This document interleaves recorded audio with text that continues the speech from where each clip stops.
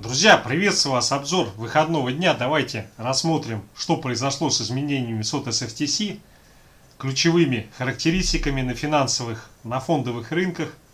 И, соответственно, подумаем, посмотрим, какие движения в связи с этим предполагается ожидать на предстоящей неделе. Так, друзья, данные SOT SFTC, которые вышли в пятницу вечером, они отображают позиции, которые сформированы во вторник вечером. Вот такой получается разрыв в 3 дня. Тем не менее, они во многом очень часто тенденцию, которая произошла, изменения, достаточно четко передают с высокой степенью корреляции. Не всегда, конечно, движение бывает прямое, как произошло изменение SOT. Иногда движение замысловатое, но в целом всегда можно более или менее достоверно понять, как будет развиваться торговля, события на предстоящей неделе, исходя из логики изменения позиции на той неделе, которая прошла. Так, ну по алюминию идет боковичок, такой лонги придерживают спекулянты и даже делают ставку на то, что алюминий будет расти. Мы с вами видим, что происходит в акциях Русала. Ну и кроме того, в пятницу уже вышли данные по поводу образования рабочих мест. Там, в общем-то, достаточно хорошо в Соединенных Штатах лидируют те рабочие места, которые в авиаотрасли. То, что связано с перелетами. Возможно, уже как бы подспудно рынок делает ставку на то, что авиасообщение будет отскакивать, будет восстанавливаться. Соответственно, если авиасообщение восстанавливается, это плюс для акций компаний авиаперелетчиков, и это повышенный спрос на Боинги, на алюминий и на титан. Так, далее по меди. По меди удивительная вообще ситуация. Ее штормит то туда, то сюда. Последняя ставка спекулянтов в пользу того, что медь будет расти. Так, друзья, то, что касается меди, здесь вся светопляска идет вокруг уровня 9000. Если этот уровень в течение ближайших недель не пробивается, то, соответственно, по меди мы получаем здесь боковик, устойчивый боковик. И дальше, соответственно, будут переписывания исторических хаев, которые ранее были достигнуты. Вопрос, который затрагивает цены на медь, он связан с тем, как будет пройден период времени с 15 сентября по 30 сентября. Я думаю, если здесь у нас все нормально, без приключений пройдет, то и фондовые рынки, и медь перейдут следом к росту. Но если будет заштормит, если будет какой-то сбой и, соответственно, высадка, то мы увидим значительное снижение цен на медь. И в этой ситуации здесь прямо-таки напрашивается движение вот сюда, вот в район 6600-6550. Но до конца ситуация не определилась. С одной стороны, есть все основания для того, чтобы движение вниз оно развилось. Но с другой стороны, мы с вами видим, что есть очень существенная попытка превратить все это в донабор позиций и запустить медную ракету далее в ближайшее время. Так, друзья, далее то, что касается нефти. По нефти спекулянты режут лонги. Они делают ставку на то, что нефть так или иначе будет либо в боковике, либо будет проседать. Соответственно, переходя к следующему графику, нефть, недельный таймфрейм, мы видим, что ситуация очень интригующая, потому что здесь у нас ситуация заключилась на прошедшей неделе в том, что нефть закрылась чуть меньше 72,5. С одной стороны 72,15 устояла, не было пробито, с другой стороны закрытие, которое произошло, указывает, что весьма вероятно на предстоящей неделе у нас по нефти будет боковик в диапазоне 71,8, 72, 73,9, 74. Вот здесь вот в этом диапазоне. Но наверняка будут попытки сходить вот сюда в район 70,1 и вообще потестить на прочность уровень 70. Но опять же, если рассматривать недельный таймфрейм, то здесь мы перешли в ту зону, где идет консолидация на хаях. Соты у спекулянтов снижаются. И, соответственно, видимо, спекулянты делают на то, что по нефти будет, ну, я думаю, что движение в этом диапазоне, но все-таки, наверное, более вероятно что диапазон будет расширенный, он будет от 69,8 до 73,7. Вот где-то здесь, в этом диапазоне, мы на предстоящей неделе и будем двигаться. Конечно, остается фактор урагана Ида, ряд других обстоятельств.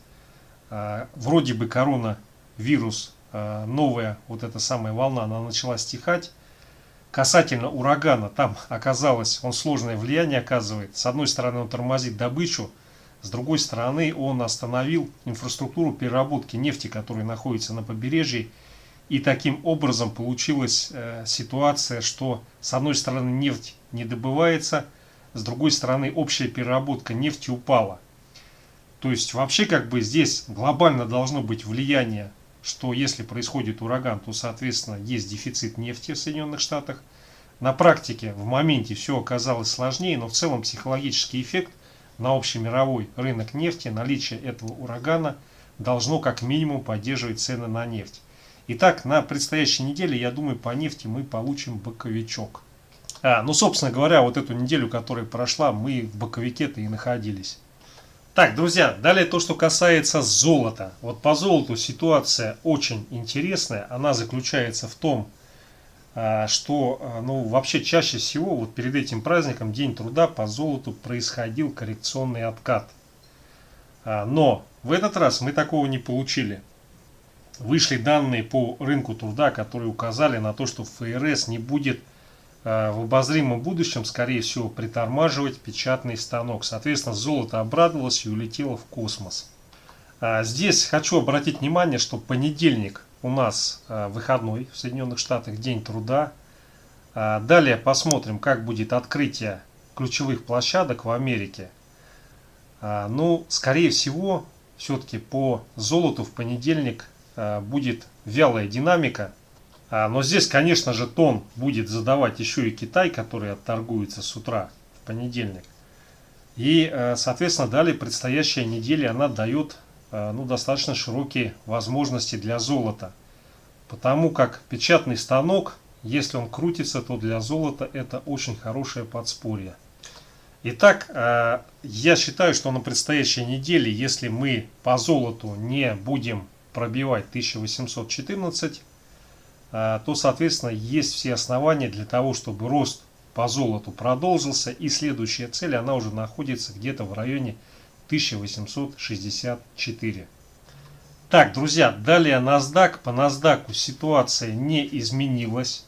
Застрял высокотехнологический сектор на хаях. Еще интересная ситуация по SFTC, по природному газу. Было минус 167 тысяч, стало минус 145 тысяч. То есть шортов уменьшили на 20. Кого-то все-таки по ходу выносят по газу. Кто-то, видимо, очень опрометчиво сделал ставку на то, что газ будет падать. И, соответственно, поскольку он не падает, либо заканчиваются боеприпасы у кого-то, либо у кого-то сдают нервы. Но в текущих реалиях пока что нет оснований для того, чтобы по газу пошел коррекционный откат. Мало того, даже если коррекционный откат будет, вот эти все инновации с зелеными технологиями, они волей-неволей будут накручивать газ. И спрос на газ, и стоимость на газ. Потому что все вот эти карбонодиоксидные налоги, они первоначально в первом приближении ведут к тому, чтобы был массовый переход на газ, отказ от угля и нефти. Вот. Ну и как следствие, то есть если все переходят на газ, растет спрос на газ, все в ужасе бегают, что с ценами на газ, и платят бешеные деньги. Но здесь, я думаю, будет равновесная ситуация, они еще немножко подрастут, цены на газ, и потом все придет в баланс с теми налогами, которые дополнительно будут платить те, кто не перешли на газ, не избавились от нефтяного и угольного проклятия. То есть там же просто налог больше платится, и, соответственно, здесь должны нащупать то волшебное равновесие, которое укажет, что, в общем-то, здесь нету смысла прокачивать газовые мощности, потому что цена на газ, она не компенсирует, не позволяет минимизировать издержки по сравнению с теми пенальти, налогами, которые платят компании, которые используют нефть и уголь. Так, друзья, ну вот смотрите, по S&P интересная ситуация. По S&P перешли в отрицательную зону. То есть американские спекулянты все-таки делают ставку на то, что произойдет в ближайшее время обвал. Такое может быть, но с другой стороны, все-таки я бы на это не ставил бы все, я бы посмотрел, как проторгуется вот эта неделя, какие будут новости, какие потрясения. И ближе к концу недели весьма вероятно появится видение относительно того, будет или не будет краш до конца сентября. Обращаю внимание, если краша не будет, то вполне вероятно мы успешно весь остаток года тоже пройдем. Без каких-то потрясений, потому что там новогодние ралли. Поскольку рынок труда не шибко восстанавливается, ФРС в этой ситуации откажется от сокращения покупок активов, там облигаций, что они там покупают по 120 миллиардов в месяц.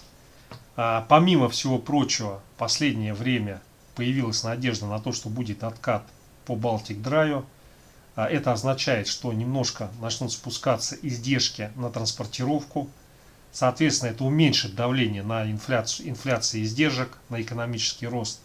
Вот, и поэтому худо-бедно, я думаю, если мы сейчас сентябрь успешно проходим без обвалов, потом наступит некое хрупкое равновесие до конца года.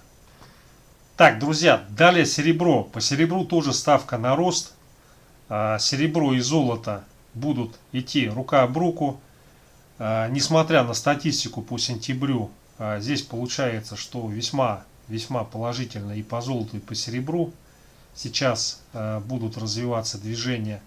Вот. Ну и здесь мы будем онлайн по золоту, по серебру смотреть. Все предрасполагает к тому, чтобы пришедшая неделя она показала хороший результат движения по серебру, как и по золоту. Возможно, по серебру мы даже 25,5 сделаем, а может быть даже и 26.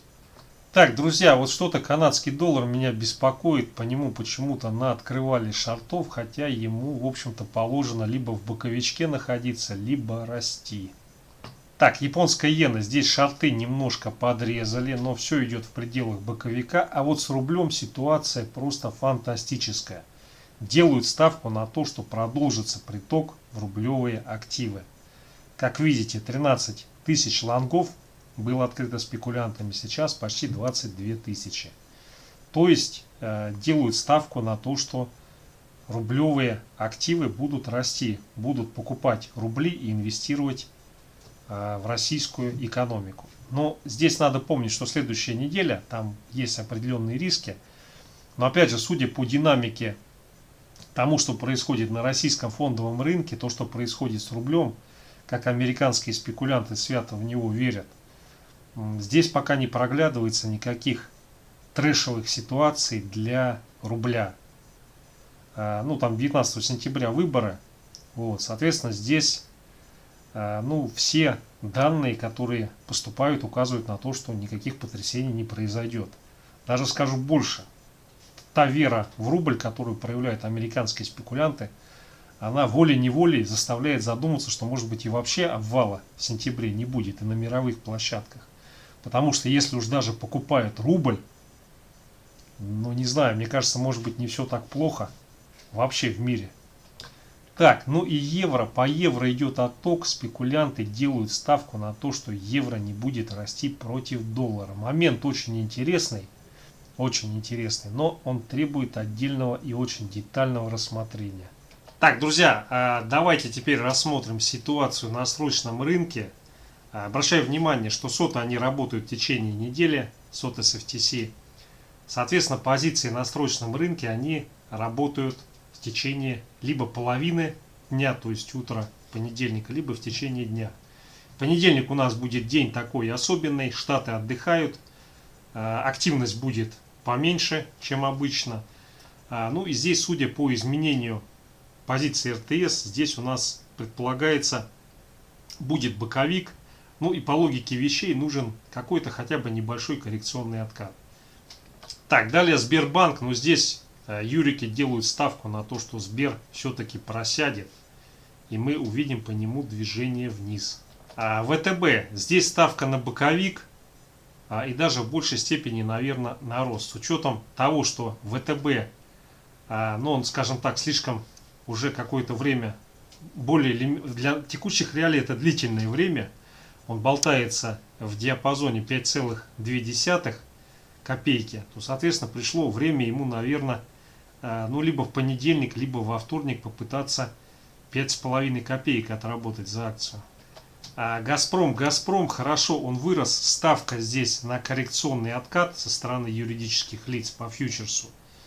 Но обращаю внимание, что есть все шансы к тому, что в сентябре, если не наступит эпоха потрясений, Газпром сделает 360, может быть даже больше.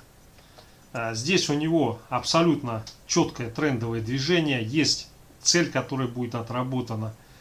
И если он не спускается ниже 300, ну, вероятность процентов 90, что он в ближайшее время отработает цель, которая находится на 356-360. Так, друзья, далее Норильский никель акция. Здесь ставка на то, что Норильский никель в понедельник будет проседать.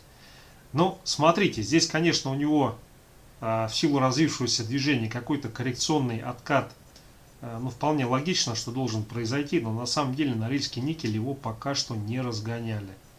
То есть сейчас разберутся с Газпромом и со Сбером. Если все будет хорошо, никаких потрясений не наступит в конце сентября, то мы увидим, как Норильский никель тоже подтолкнут наверх. Рубль-доллар, сишка. Но здесь ставка на боковик и, возможно, на укрепление рубля. Евро-рубль, здесь юрики делают ставку на укрепление рубля и вполне четко. Так, вот евро-доллар, здесь ставка на то, что евро к доллару будет расти. Так, друзья, вот нефть меня беспокоит, потому что юрики сделали достаточно весомую ставку на то, что в понедельник по нефти возможно коррекционное движение. Судя по изменению позиций, возможно даже будет движение с целью потестить 70 долларов за баррель по бренту. Но здесь, конечно, надо посмотреть, каково будет открытие с Китаем. Может быть и обойдется, но если вот какой-то негатив по Китаю будет, то весьма вероятно, что движение на откат по нефти оно получит развитие. Серебро здесь уже как бы бодро очень поставили на то, что в понедельник по серебру будет движение наверх и очень хорошее. А золото, здесь ставка на то, что по золоту будет все-таки рост, движение на 1836, но все-таки по серебру там более бодрое такое. Так, друзья, ну в общем-то все, основные моменты. Спасибо за внимание, хороших выходных, набраться сил и в понедельник в бой. Счастливо.